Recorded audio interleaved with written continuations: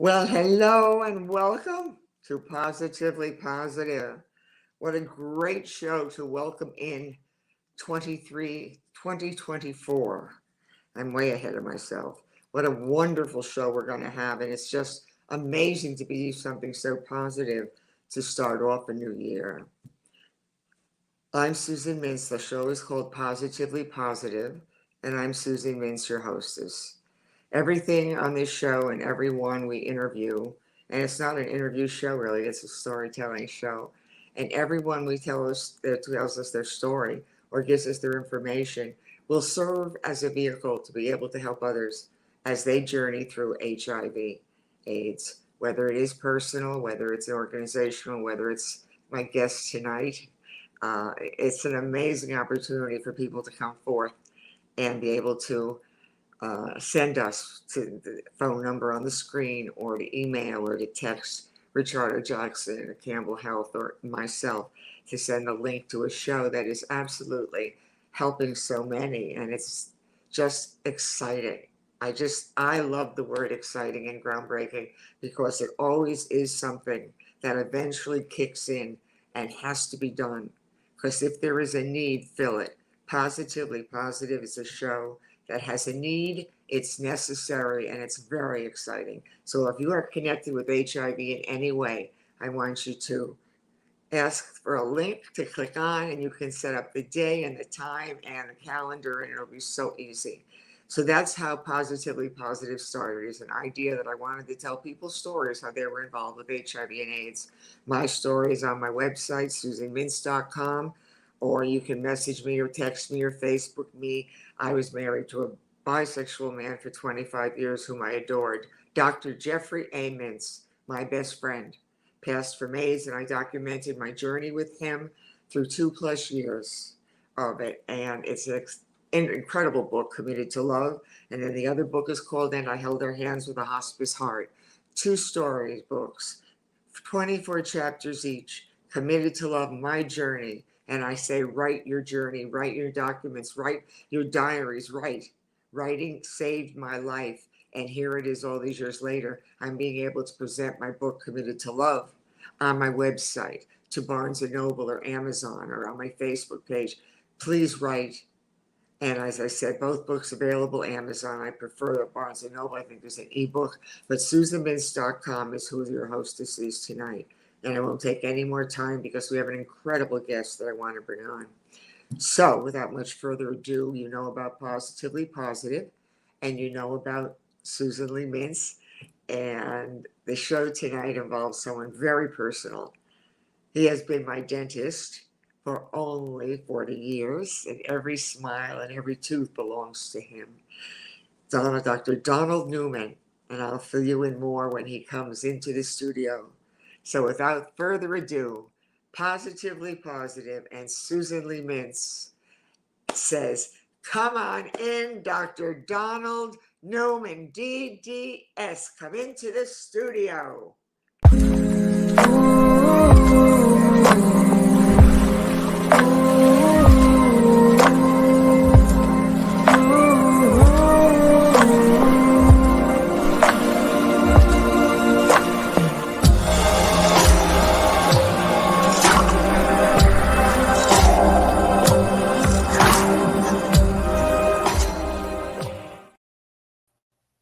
Hello, Dr. Donald, my dentist.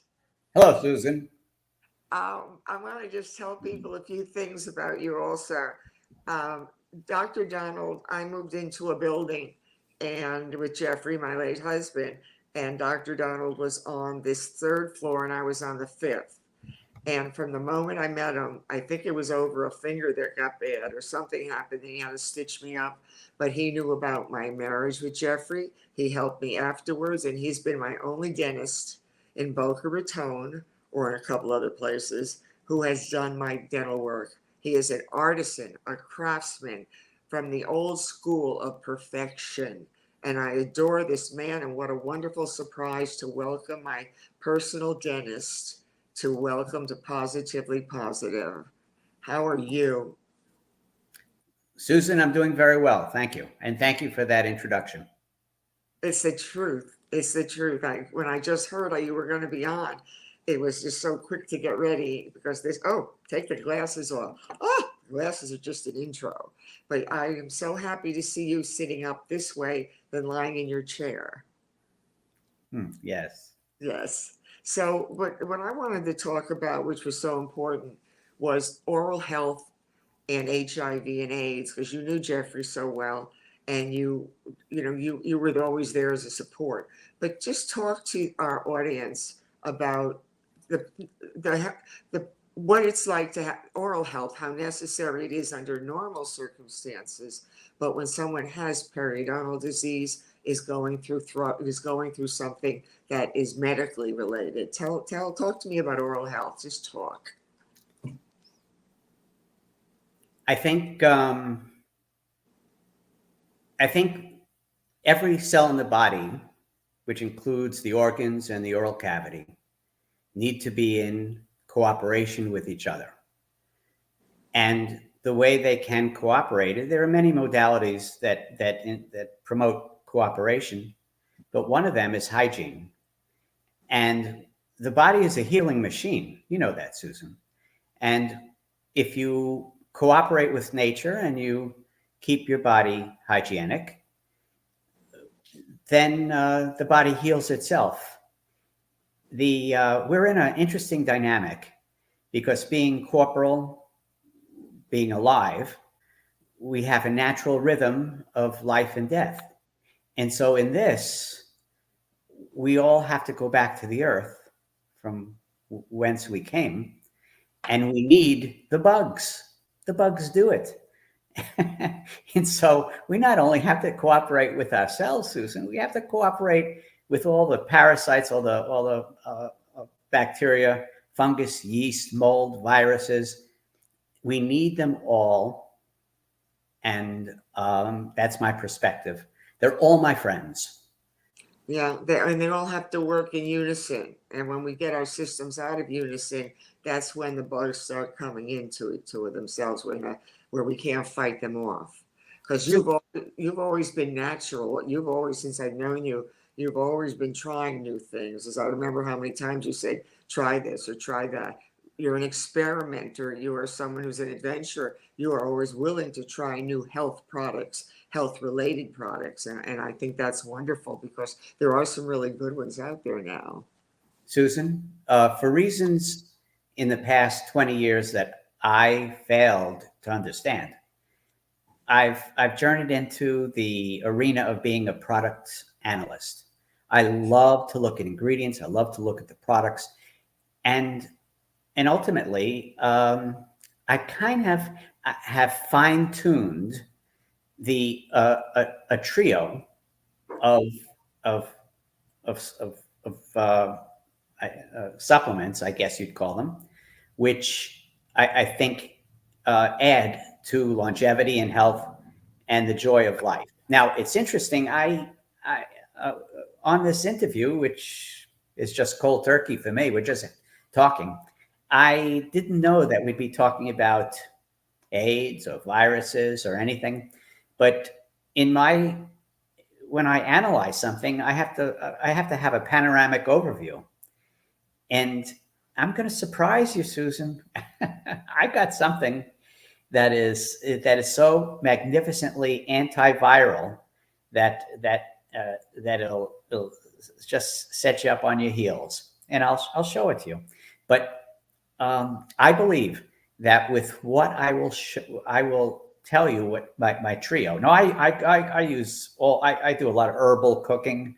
Yeah. And my water is hexagonal, and I educate my water according to Emoto's experiments of the 95s, and I energize it in accordance with, and I raise the frequency of it. I have all sorts of tools which raise my frequency, and I use them. But in this regard, all right, what I'd like to introduce you to, because I've never spoken to you about this, is a product and that is almost a hands down single best product I personally have ever used. Now, I started using it about 2 or 3 years ago, and I really didn't know what to do with it. I didn't know what it was. It's a compilation of 5 different essential oils, but it's not just a compilation of 5 different essential oils. Essential oils are not miscible in water, but the way this company makes these essential oils, it dissolves in the water, making it more bioavailable. Mm. And so I started to play around with it after learning a little bit more about it. And it's not a product that's commercial. You have to go right to the manufacturer, which is Activation Products.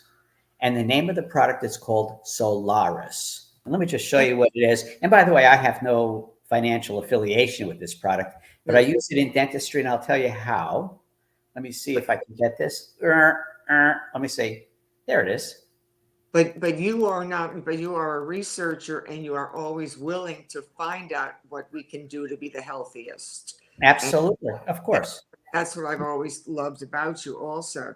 I do want to get into the area of HIV and oral care, how important that is. But I want to say, though, that that's one of the things you would do. You will research and check something out, and you will complete it until you are satisfied that this product is probably really going to work well in the body.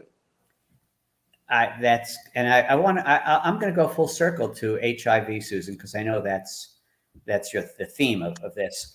So with the Solaris, what I did as an experiment, I have some malpositioning in my lower teeth, and for all my years, I've had one bleeding point. All right, so I take a little bit of the Solaris, I put it on the bleeding point within a day. After 40 years of having the same bleeding point, stopped bleeding. Okay. Moreover, I have patients that come in terrible pain, and there's nothing I can do for them. What am I going to do? Give them an opioid of some kind, something that's going to go systemically and make them dizzy and fall asleep, and they won't know who they are. Sounds good to me. Yeah, 99% of the time, I put a drop of this Solaris over the painful area, and it goes away. Now, this product is so antiviral that if I had or knew of somebody who had HIV, I would, hands down, I would say, start taking this thing. And there are podcasts on this by a gentleman called Ian Clark. And there's some fascinating comments and testimonials. That's hands down. It's the best antiviral I know. And it's not just something that you're marketing. You just believe No, in it. no, I'm not marketing it. No. You believe in it. Yeah. I have no marketing interest in any product that I'll talk about. And what is the name of the product? You have to go to the website for it? It's Activation Products, but the name of the product is Solaris. Solaris. And the reason why I'm mentioning this is only because the theme of your show is HIV. Right. Right. I would step out, and of course, I've stepped out many times. If I'm wrong, okay, but it's my opinion that if somebody were to take 5 to 10 drops, put it in a glass, a little water, not a lot, like a shot glass or maybe 3 or 4 ounces, and drink it every day, I think it would subside any viral consideration in your body. Wow. But it's a wow. Now, you've known me with Jeffrey when he was diagnosed, and you helped, and I had to brush his teeth and take care of him when he was so weak. But when it comes to HIV, why would it be even more important to have good oral hygiene, to floss, to use a water pick, to have regular maintenance, and to be aware that you might get thrush or you might have something? Why is it so important? Because of the immune system being compromised? And how important then is dental health for? Because I have on my website something called Total Health Begins with Oral Health. That's my motto. Very nice. Health begins with oral health. It's a whole web page on that on my site, and that's with the dental health department in Palm Beach County, where I purchased battery-operated toothbrushes for HIV positive dental patients when they come in for their cleanings. They got a battery-operated toothbrush. So tell me about why oral health would be so valuable with someone whose immune system is compromised in any way. Susan, here's a reality check. For reasons that go beyond the scope of this show, I find that most people's immune systems are compromised. I think the lifespan, and we're under constant attack, whether it be from the chemtrails, the geoengineering, whether it be from the aluminum in the air, whether it be from the lacing of our foods at fast foods. I'm shocked. I see a lot of kids, and they have fast food for lunch. I don't even know where they get the money. $10, $12, they're buying lunch. I never did that, but that's another story. I think what's considered normal is when you look at your neighbor. People, in my opinion, the age span of the adult person should be between 120 and 150 years old, and that's with health. We're not, people say 120, I don't want to live to 120. We're talking about being healthy. We're talking about being active, sexually viable.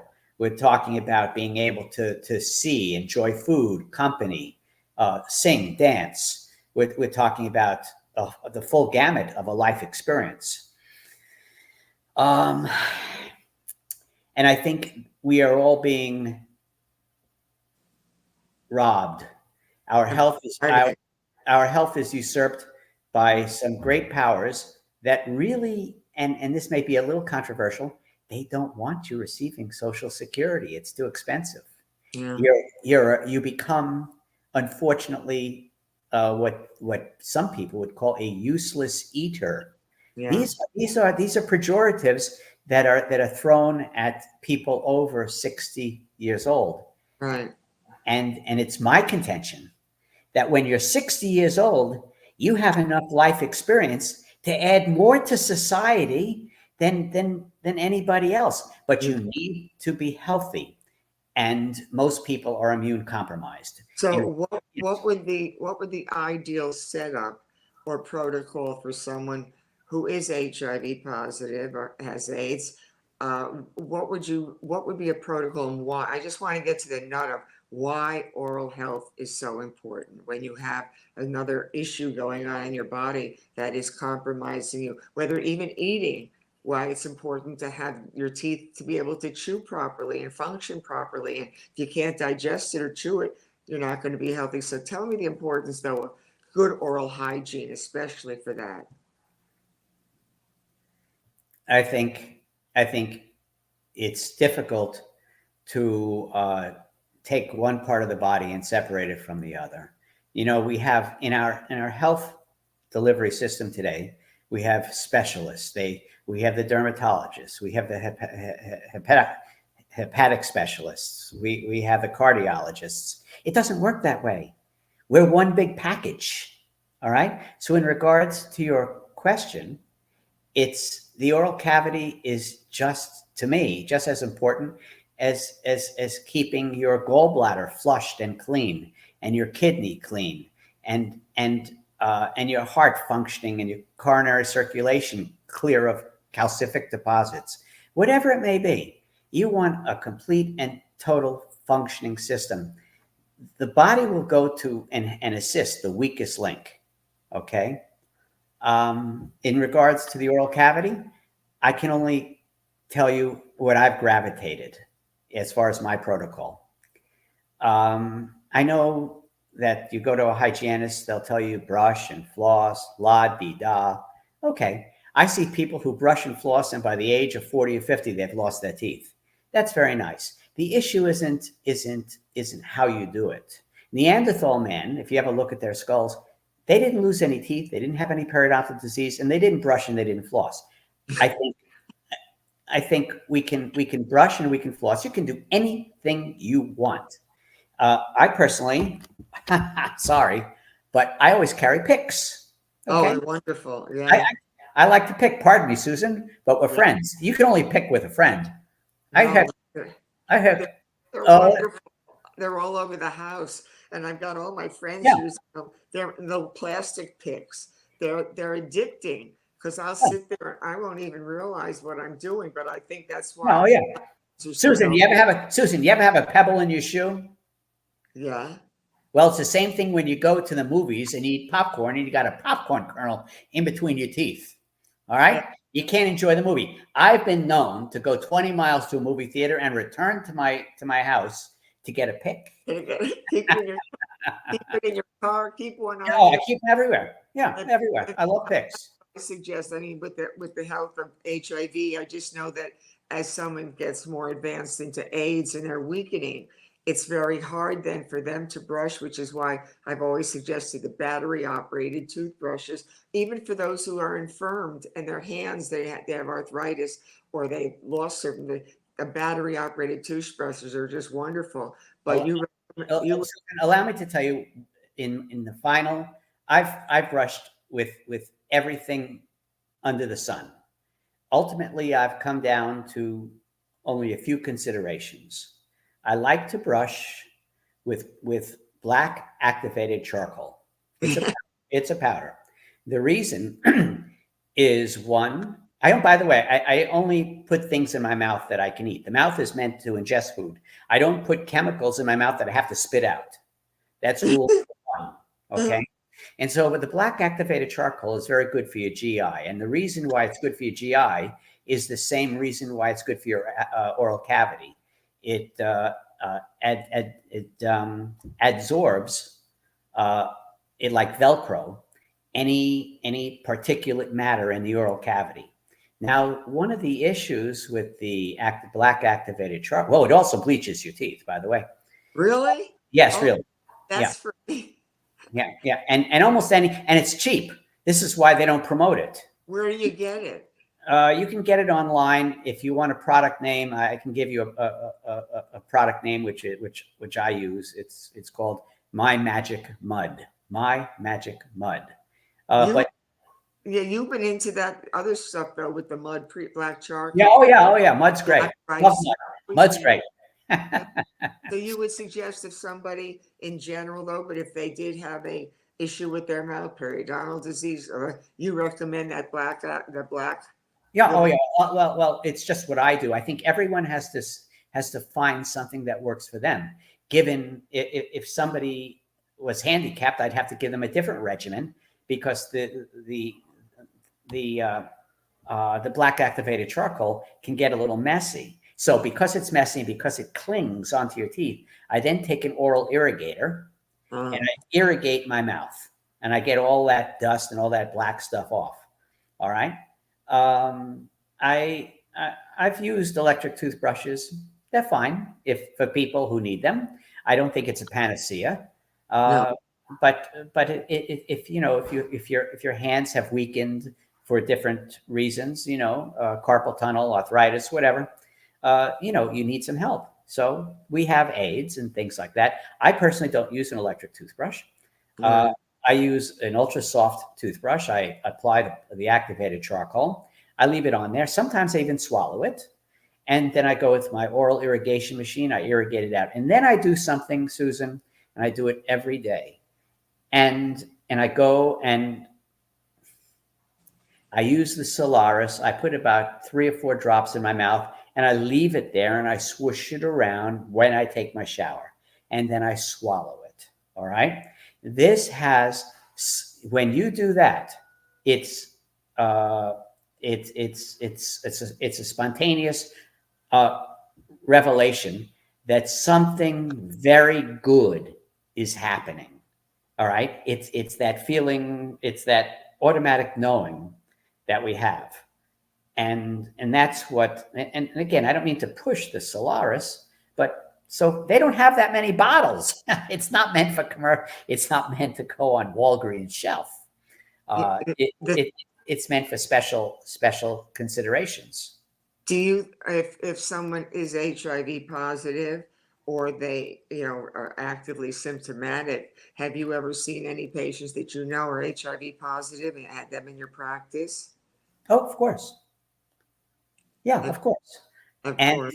and I don't want to be controversial, Susan, because I have the potential of being controversial. Oh, look at this show. Look at I what, am, I am, I was a dentist in the 80s when we had that big kerfuffle with the HIV and the dentist and the gloves and the nonsense. Uh, Everything is for mass consumption. For me, I wear gloves, I wear a mask, and I wear eyeglasses, but I don't, I'm not, I treat HIV patients like I treat every other patient. I'm not more or less concerned. They think I'm going to be. They're very happy when I treat them, right? Because it's just my natural presentation. I don't do anything extra or leave anything out. I don't get 5 or 10 feet behind them. I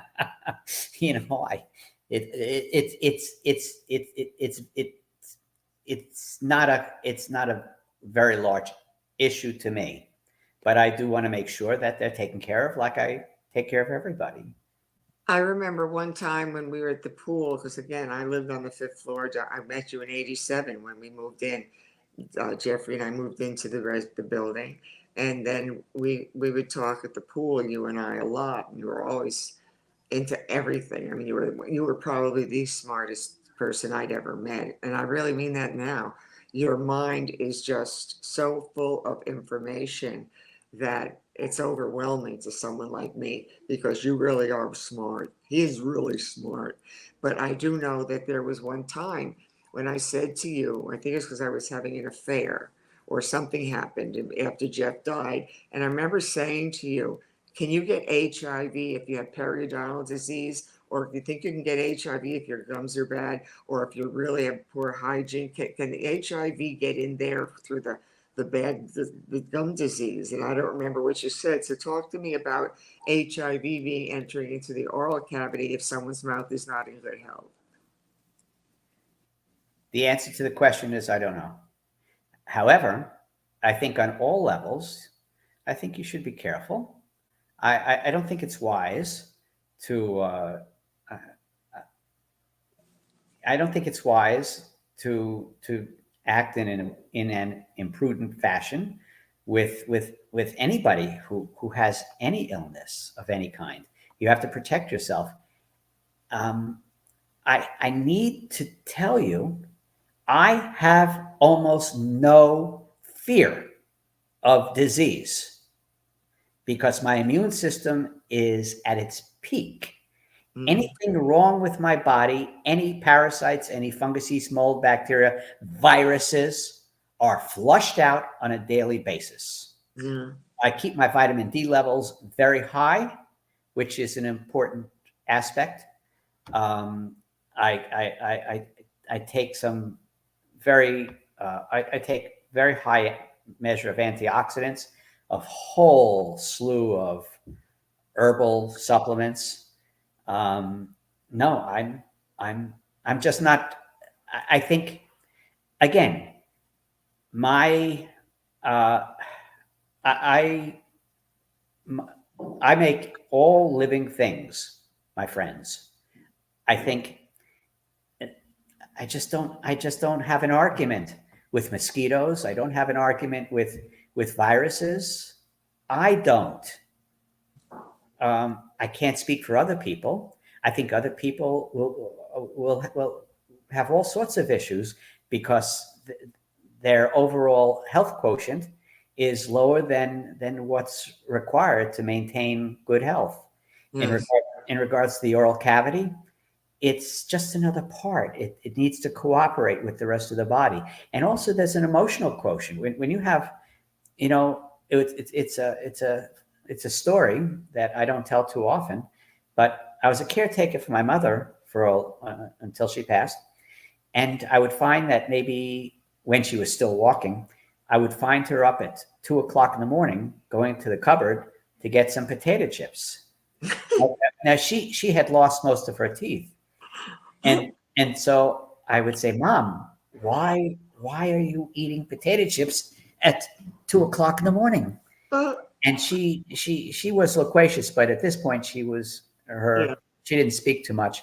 She's right. she said, crunch. I need crunch. Uh, So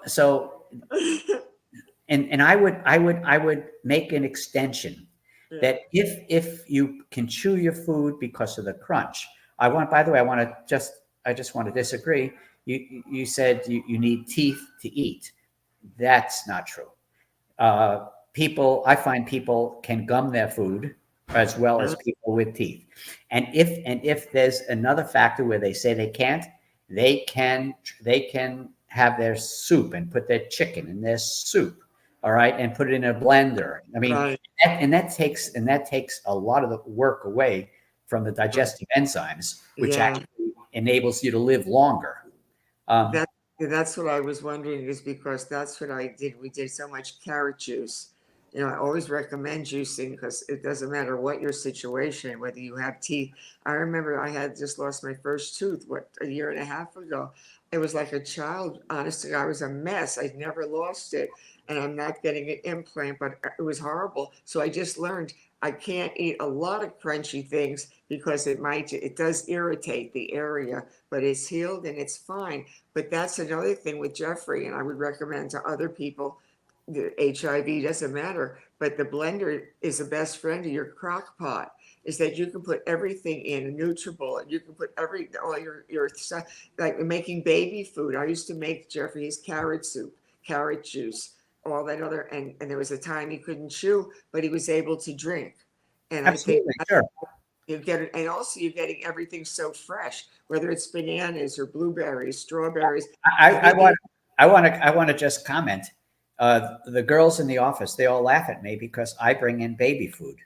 All right, yeah, I take it for a quick snack. It's a good hit. I know I buy it organic. I know it's clean. I know it's easy to digest. I don't want a full meal. Boom, I yeah, take it. and making it, and today, I mean, you and I are about the same age. I always ask you, but I knew I met you in '87, and you're still here, so you're not 25. I always ask you how old you are, but you've been practicing for how many years? Went to school. Started school in '74. Graduated in '78. 3 years in the military as a military dentist. Came down to Florida in 1981. All Um, right. Enjoyed some sun and fun until 1986 when I opened up in Boca, yeah, and continued for 27 years until I sold my practice. yeah, Following the sale of my practice, I went into a bit of a cycle, which was unusual, and it's not relevant to this presentation. But we all go through ups and downs. Believe me, life is it's not a bowl of cherries at times. And so I found an interesting. I had difficulty, even though I was at the peak of my game. You'd be surprised. I'm sure many people have gotten this. If you have two people in for an interview and one person is 27, 28 years old and the other is 69, 70, they don't they don't want to hire you. And so I had trouble finding a position in order to pay the bills. So I found a position in West Palm Beach. It was a very difficult position where it's a Medicaid office. I see private patients as well, but it's a Medicaid office. We, instead of seeing like a regular dentist, 5, 6 patients a day, we see more like 25, 35. wow, And every patient gets 15 minutes.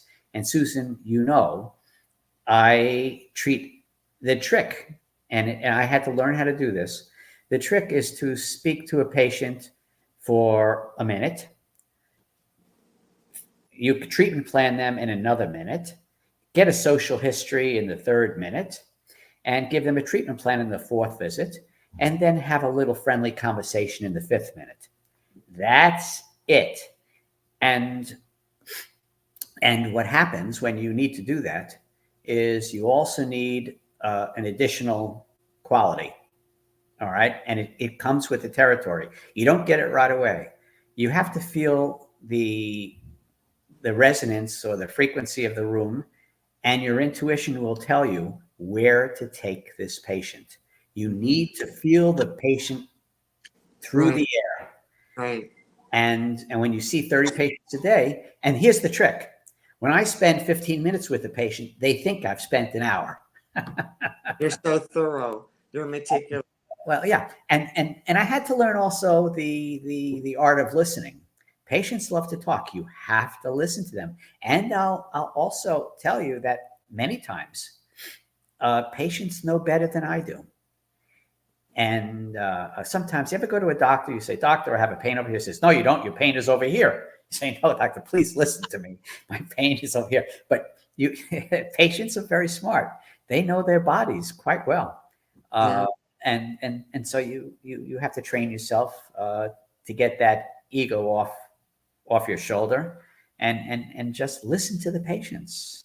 Yeah, and I think that's very important, especially again, if you're treating someone who already is compromised and they know they have issues, whether it's oral health or they already know what might be going on, where then you, in the limited time that you have now, but would previously be able to go into what you feel they need, because you're very much into what is the need and assessing the need of my patient in where they are, whether they're 20, 40, 60. Needs change. You're If absolutely correct. if I lost a tooth at 25, of course I would have an implant or something done. But at my age, at 77, I'm okay. And if I have to lose another one, as long as I can maintain. But let's go back to the juicing, because you were big into juicing for a while also. But I think many people, whether they're HIV positive, whether they have bad, juicing is so wonderful because you can put all of that in a blender. You can make soups. You can do so much to bring the good, healthy stuff in.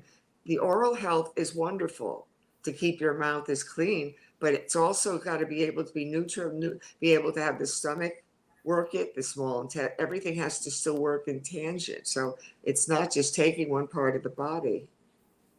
No, everything has to cooperate. Uh, you know, I think a good rule of thumb when you look at food, you can ask yourself a couple of questions. Does this look like something my grandmother would have prepared? Okay. Number two, did this come from the ground? Does it look like food? Uh, and and I see things. It's unfortunate. The population today, because I see again a lot of kids, um, and they just there's something else I wanted to comment about food. All right, and this is something that's amazing. I don't know why I know this. I don't know, but other dentists, other people don't know this. And I can't bring this to the attention of the parents either, because it would break their hearts. They don't know. No, We have a maturation process. checking my clock here. Yeah. We have a maturation process. In this process, uh, we turn in, we get older, our bones grow larger, but in particular, because I have the ability of taking a Panorex and looking at the eruption of wisdom teeth, I can get a pretty good idea of where the patient is. Now, I don't want to get too complicated here, but wisdom teeth usually come in around 20 or 21. All right. I saw a kid the other day, his wisdom teeth, he was about 12 years old. His wisdom teeth were coming in. Now, allow me to explain what has happened. Just by looking at that, I know his diet, because his mother is feeding him growth food with growth hormones, the growth hormones that were fed to the chickens or the meat or whatever to make them grow faster. Now, every year that the wisdom tooth comes in prematurely, your lifespan is shortened by 7 years. I want to repeat that again. Every year that wisdom tooth comes in prematurely, your life is shortened by 7 years.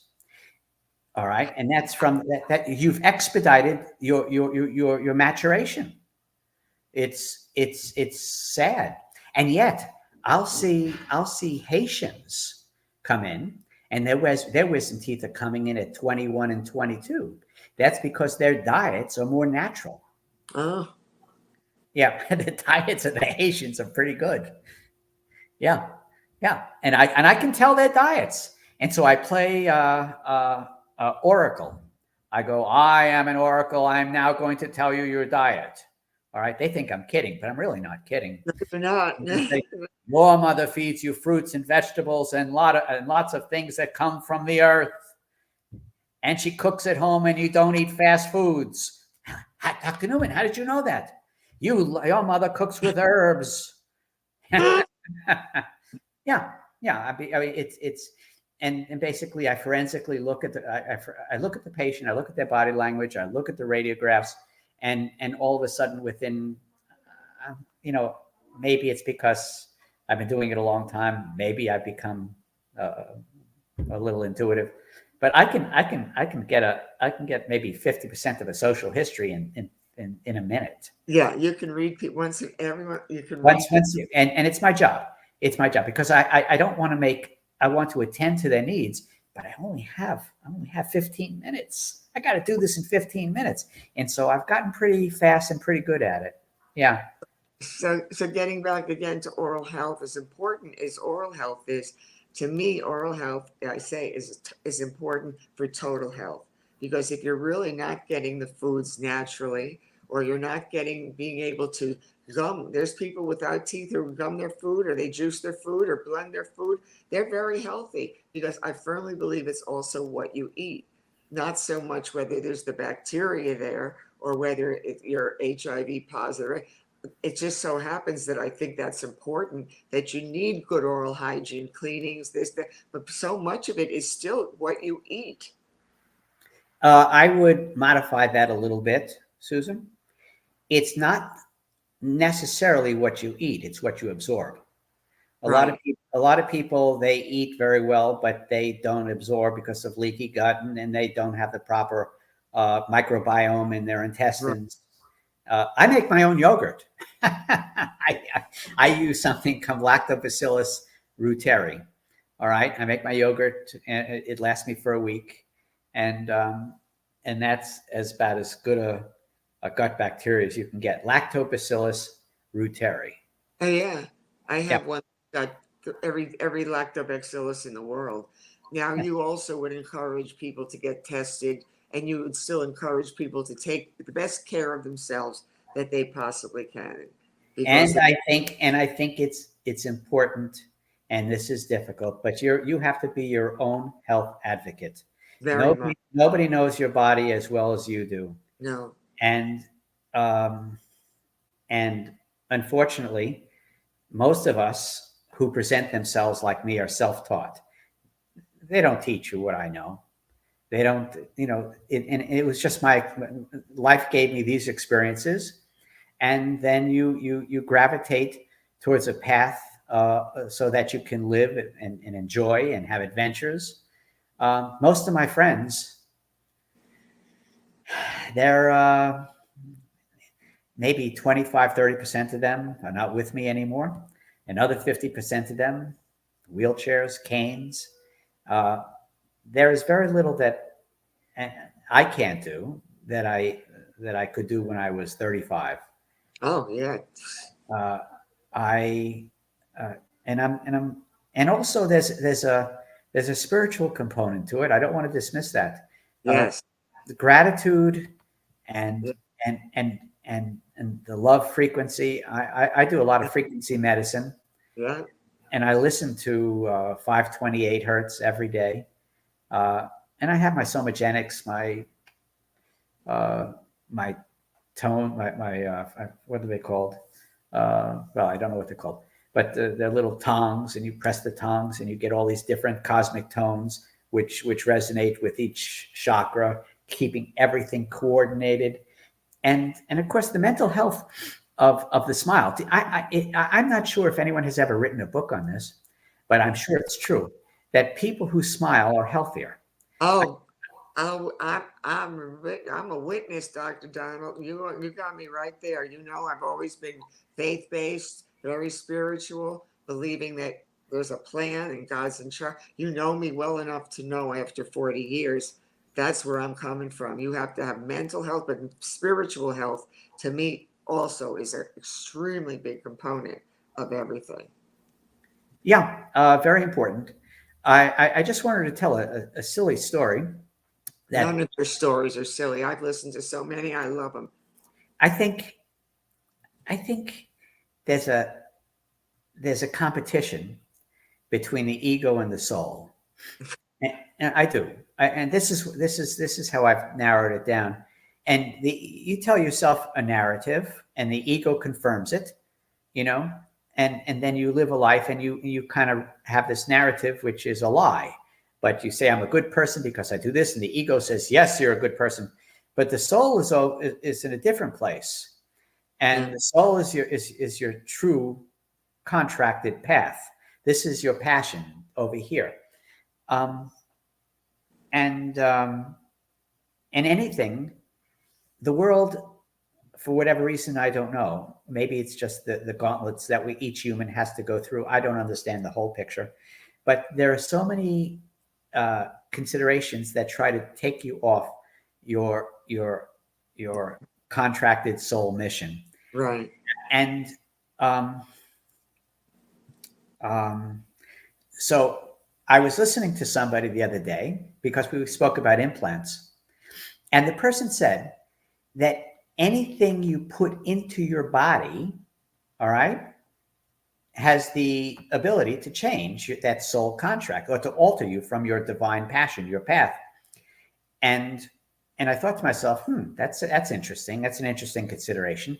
And then she said that dental implants, do not put in dental implants. You have to weigh the balances. That's good and bad with dental implants. I like dental implants myself, but there is something which has to be measured. And I think you measured it correctly. There's a time to put dental implants in, and there's a time to say, no, thank you.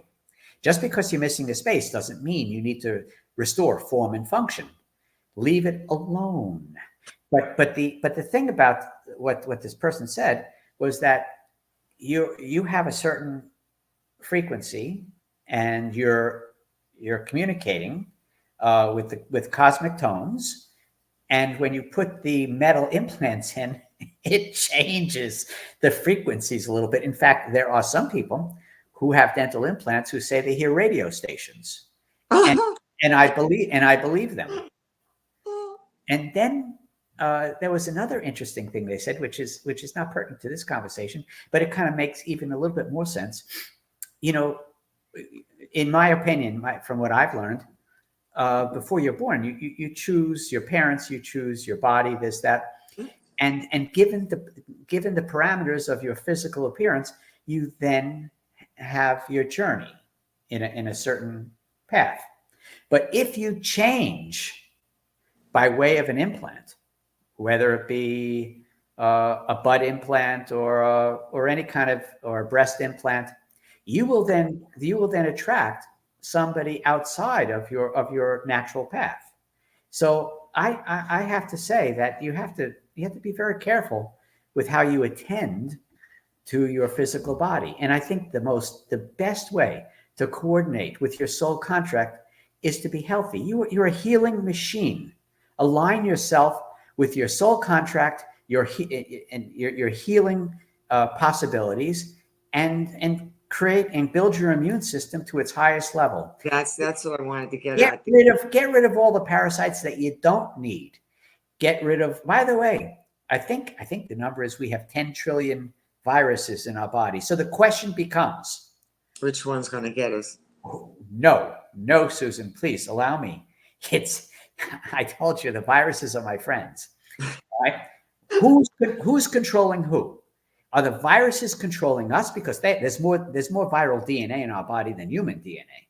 Or are we controlling the viruses? In any event, it's a moot question because I just want to cooperate. I think every virus has the potential of upgrading our DNA. All right? I want to repeat that again. And so if there must be viruses which are potentially injurious to our overall health. Let's find a pathway to be at peace with them. And allow me to just expand this just one bit.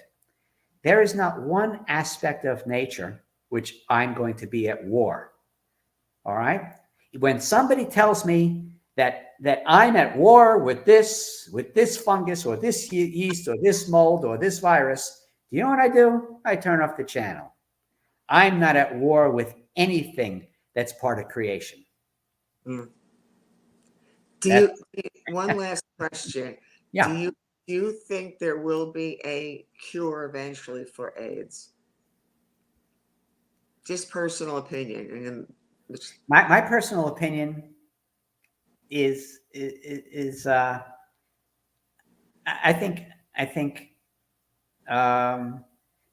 autoimmune disease comes because of a depressed immune system, and I think for better or for worse, as long as humans keep eating poorly, as long as humans don't understand that they need to be at peace, they need to cooperate with everybody, as long as humans don't understand that we're all part of the same collective, I think I don't think it's no. I don't. And do you think that there will be a vaccine, though? We have great meds now to keep people undetectable, not transmissible. But do you think there will be a vaccine like there was for COVID and flu and other issues? No. I don't think. No, I think the body is the perfect healing machine. Work within the parameters of nature. Anything made by man, I don't want. I don't want it. You're so good. I'm so happy you're my dentist. I wouldn't want anybody else doing my dental work. And every time I smile, I think about how, my age. And then you'd say, Susan, you got old teeth. They're my age. But I take good care of them. But I really believe that health is all for the body, also the mind, the spirit. I think you have to work not with one part of the body. I think you have to try to be at peace with every part of your body. Oh, I absolutely agree. Absolutely. Yeah. From the, I don't, and again, there's a very strong spiritual component to all this. And I'm not an ecumenical scholar, but I do know that I give thanks. It's like a wheel that you can't get off. Every time something happens, I give thanks to my car when it starts in the morning. Oh, amen. I tap mine and said, "Good car. Good. Yeah. Mommy loves you." Absolutely. And I had a cognitive thought the other day, which is just something. When we say "good girl" to the car is inanimate, and yet I propose that everything on our planet is alive. The only thing that's different is its frequency. So we're at one frequency. The car is at a very low density, low frequency, and so it doesn't talk back. But we talk. Sailors talk to the ships. Race car drivers talk to their cars.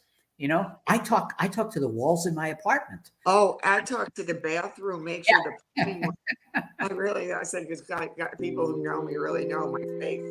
Oh, we're going to get ready to wrap up shortly. I just said, people who know me know that I'll pray everywhere, but my biggest prayer place is in the bathroom. Dear Lord, please let today work out and come out well and flush. But I want to thank my personal dentist for 40 years for taking such good care of me and for all the dental work he's done over the hundreds and hundreds of patients he's seen.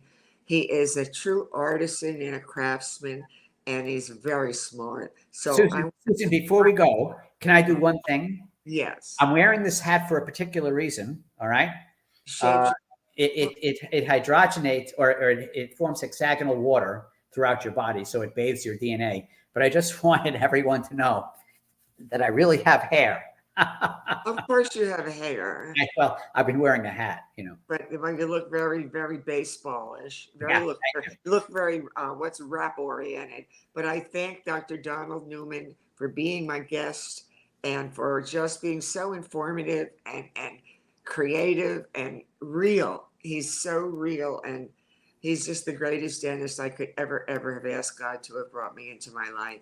So thank you, Dr. Donald, for a wonderful, wonderful interview tonight. And I tell stories. This is what you know I do. I tell stories. You've been a story in my life for decades, well, thank you, Susan. and you've been an amazing friend. Thank you. You're very welcome. I think we're going to be wrapping up, and I just can't just say enough. It's just like you and I could converse for hours. We always have. So this has been Positively Positive with Susan Mintz and her guest, Dr. Donald Newman. And together, we are in the fight to end HIV and AIDS. And we work together to do it. Thank you.